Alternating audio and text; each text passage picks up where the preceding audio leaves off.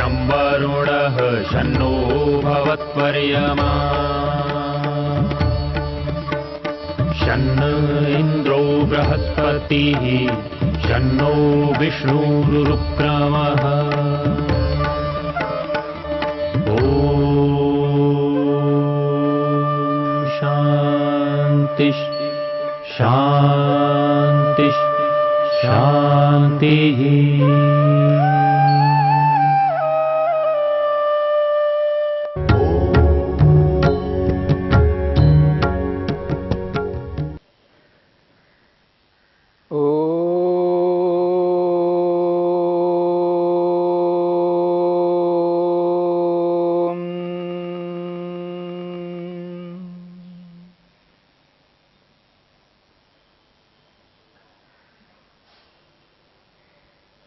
योग में मन और मन के विचार।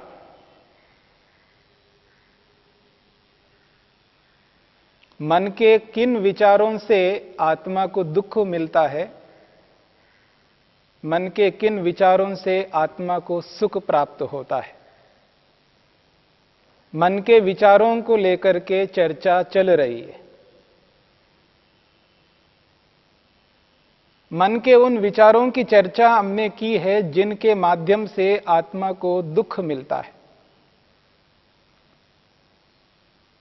जिन विचारों के पीछे काम, क्रोध, लोभ, मोह, ईर्ष्या, अहंकार विद्यमान रहते हैं।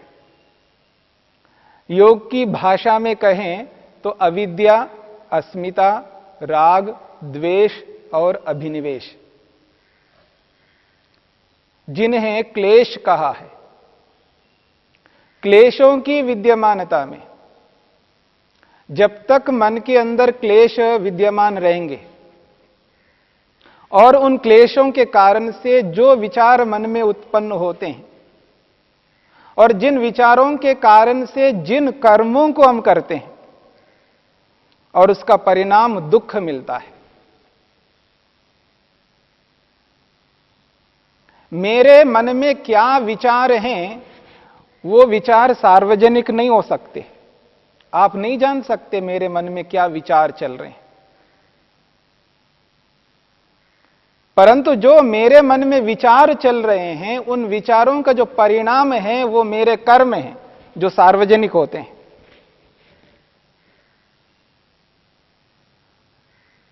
मेरे को जानना है या आपको जानना है तो आपके कर्मों के माध्यम से मैं जान सकता हूं,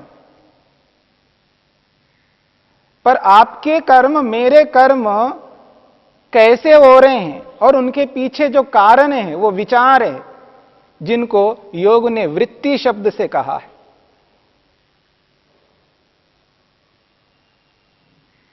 मन की वृत्ति, मन के विचार। लोक में अक्सर अनेक बार ये कहा जाता है, ये तो विचार ही तो है, क्या फर्क पड़ता है, क्या अंतर आएगा। ऐसी भूल कभी नहीं करनी चाहिए। विचार है तो क्या अंतर आएगा, विचार ही तो जीवन है। हमारा संपूर्ण जीवन विचारों पर आश्रित है, जिनको हम सुविचार कह सकते हैं। यदि विचार ठीक नहीं है, विचार कुविचार बन जाएंगे, जीवन बर्बाद हो जाएगा, जीवन का नाश हो जाएगा, कहीं का जीवन नहीं रहेगा।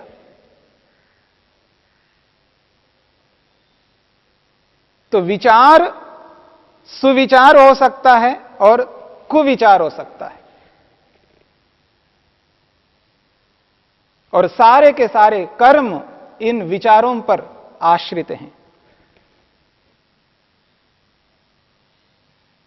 और जिन विचारों के माध्यम से आगे चल करके जीवन में दुख मिलना है, कष्ट मिलना है, पीड़ा का होना है, और उन विचारों को अगर बदल दें, हम उनको सुविचारों के रूप में कर दें, तो सुख ही मिलेगा, तृप्ति मिलेगी, संतोष ही मिलेगा,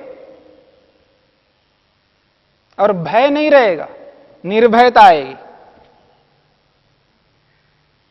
संकोच नहीं रहेगा, अपने आप को परतंत्र एहसास नहीं करेंगे, स्वतंत्र अनुभव करेंगे, क्योंकि विचार ही सुविचार है।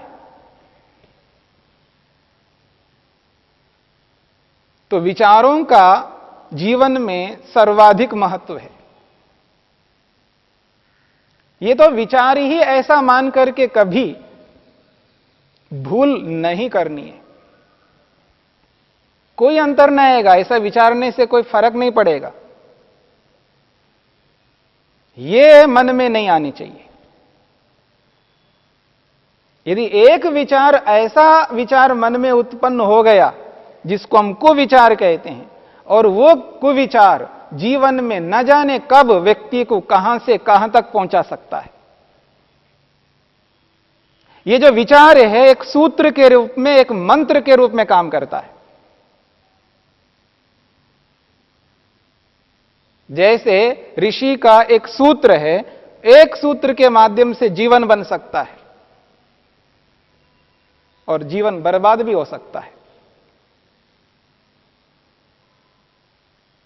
एक वेद मंत्र कोई व्यक्ति अपना ले तो उसका कल्याण हो सकता है। तो जैसे मंत्र है, सूत्र है, वैसा ही ये विचार है। एक भी विचार ऐसा मन में उत्पन्न हो गया, ऊपर से नीचे धड़ाम से गिर जाएगा व्यक्ति। अगर एक ऐसा विचार मन में उत्पन्न हुआ तो नीचे से ऐसा ऊपर उठेगा, देखते रह जाएंगे।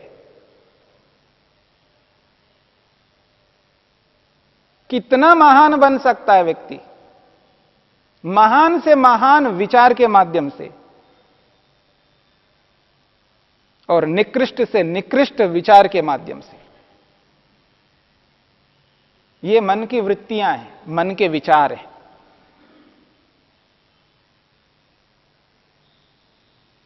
सुविचार, अच्छे विचार, मन के अंदर अच्छे विचारों को उत्पन्न करना है, तो ये अपने आप अच्छे विचार नहीं आ सकते। अच्छे विचारों के पीछे ख्याति होनी चाहिए, जो आपके सामने रखी ख्याति यानी तत्वज्ञान।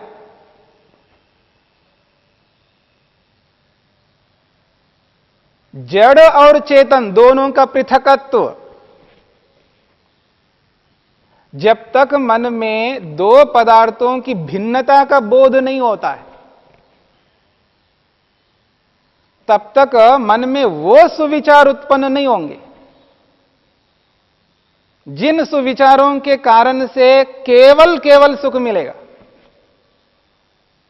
दुख का कोई प्रश्न नहीं उत्पन्न होगा, दुख आएगा ही नहीं। जिसे कष्ट कहते हैं, पीड़ा कहते हैं, वो मन के अंदर उत्पन्न नहीं होगी, वो पीड़ा नहीं होगी, वो शोक उत्पन्न नहीं होगा। सुविचारों के पीछे वो तत्वज्ञान, वो जड़ और चेतन का जो पृथकत्व है, भिन्नता है, वो विद्यमान है। तत्वज्ञान के कारण से सुविचार मन में उत्पन्न होते हैं, और वो तत्वज्ञान ऐसे ही मन के अंदर नहीं रह सकता। मन में स्थान देना है तत्वज्ञान को, मन के अंदर स्थापित करना है तत्वज्ञान को। वो अपने आप आकर के स्थापित नहीं हो सकता, उसी के लिए योग है, उसी के लिए योगाभ्यास है। योगाभ्यास को अपना करके, योग को जीवन में उतार करके, निरंतर योग को जीवन में स्थापित करता जाता है, वो ही योग मन के अंदर तत्वज्ञान को स्थापित कर देता है। फिर वो तत्वज्ञान ऐसे विचारों को उत्पन्न कराएगा जिन विचारों के माध्यम से सुख मिलेगा। तो वो विचार सुविचार होंगे, वो सुविचारों से सुख मिलेगा। सुखदायी विचार होने चाहिए, विचार सुखदायी होने चाहिए, दुखदायी नहीं होने चाहिए। यानी वृत्ति मन के अंदर वो वृत्ति उत्पन्न होनी है, वो सुदृष्टि होनी चाहिए मन के अंदर, जिस दृष्टि से व्यक्ति को सुख ही सुख मिलेगा। यदि दृष्टि को कुदृष्टि के रूप में बदल दिया तो फिर वो दुखदायी बन जाएगा। तो निरंतर मन के अंदर तत्वज्ञान को स्थिर रखने का यत्न करना होता है। और निरंतर तत्वज्ञान स्थिर तब हो सकता है जब निरंतर योगाभ्यास चलता रहेगा। बिना योगाभ्यास के हम अपने मन में तत्वज्ञान को स्थापित नहीं कर सकते। यदि आज मन में तत्वज्ञान नहीं है तो मिथ्या ज्ञान है। एक समय में एक ज्ञान रहेगा मन में।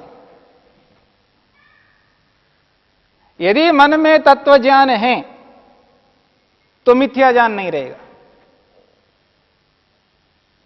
यदि मिथ्या ज्ञान है तो तत्वज्ञान नहीं रहेगा। जब तक उस मिथ्या ज्ञान को हटाएंगे नहीं तो तत्वज्ञान आएगा नहीं, प्रवेश ही नहीं कर सकता, द्वार बंद है उसके लिए। वो बाट देख रहा होता है कब ये मिथ्या ज्ञान बाहर निकले तब मैं अंदर प्रवेश करूं।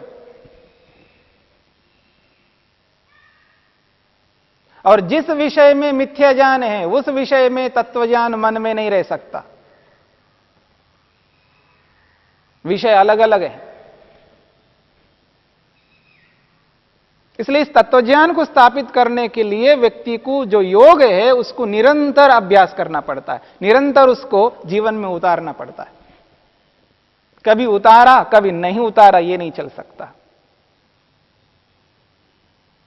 कभी मन में आया, मूड बना तो अहिंसा का पालन किया, सत्य बोला, अस्तेय का पालन किया। कभी मूड नहीं है तो छोड़ दिया। ये नहीं चल सकता, उसको निरंतर बनाना पड़ता है।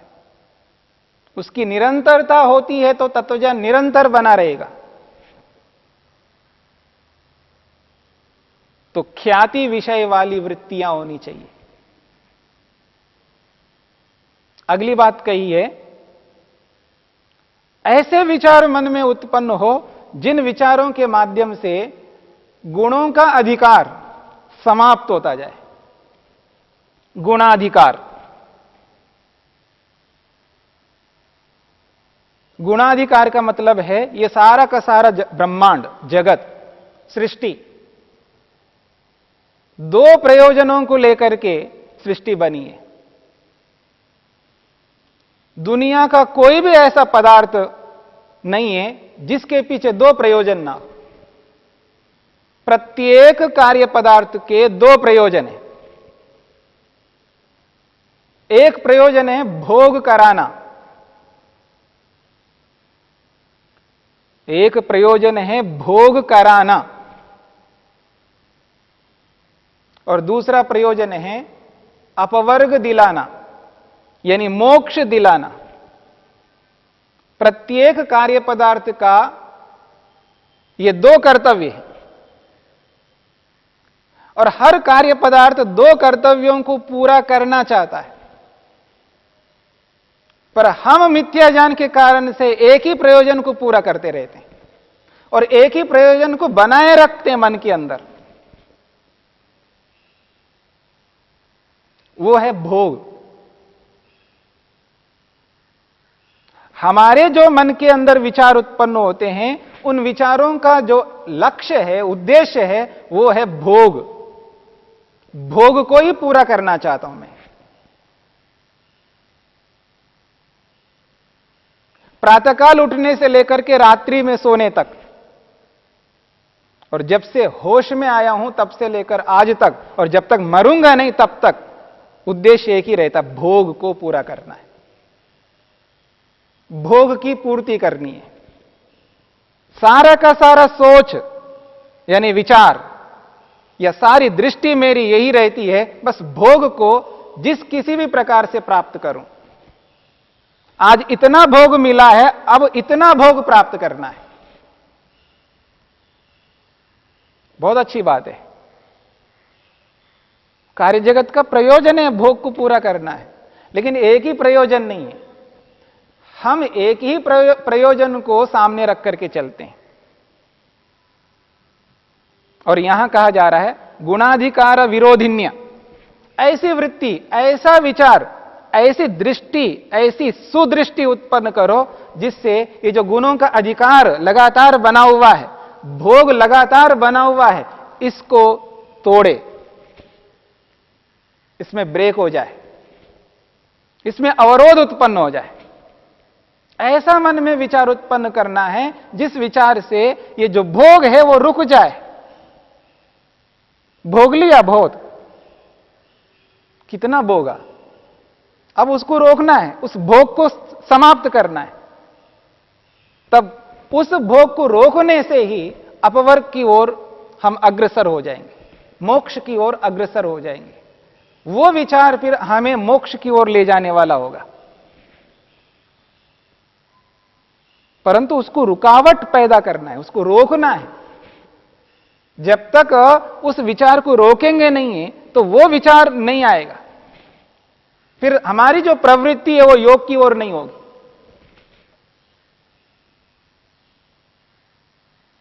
तो अपवर्ग की ओर प्रवृत्ति होने के लिए इस भोग को रोकना पड़ेगा। अब दोबारा भोग प्राप्त ना हो।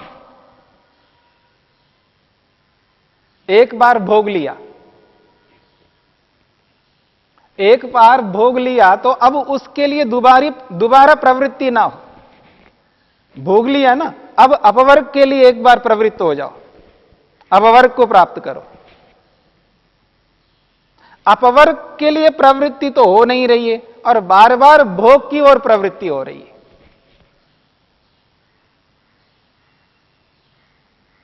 हमारे मन में जो विचार उत्पन्न होते हैं,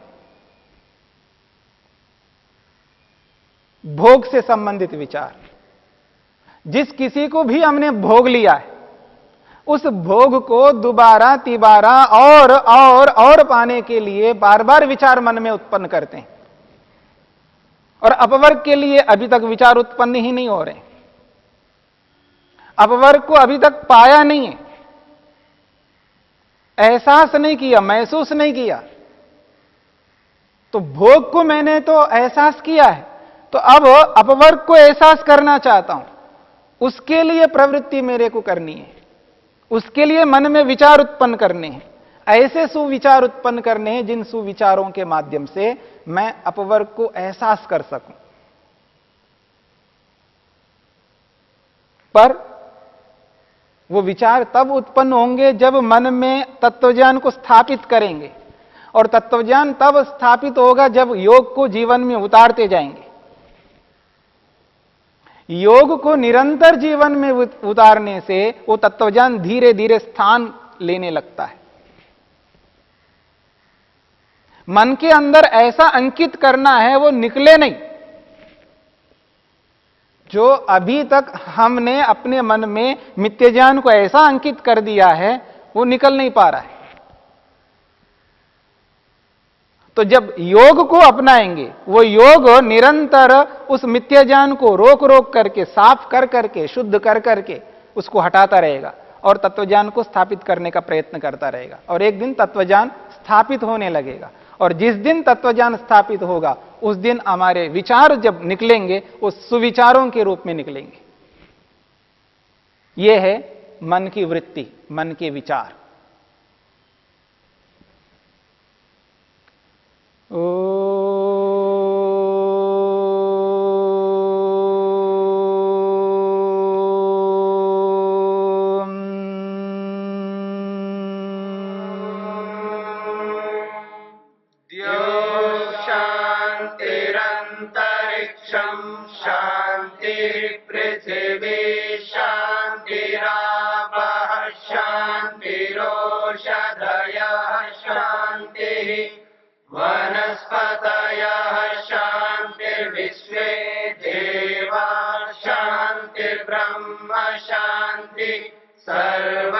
शांति शांतिरेव शांति श्यामा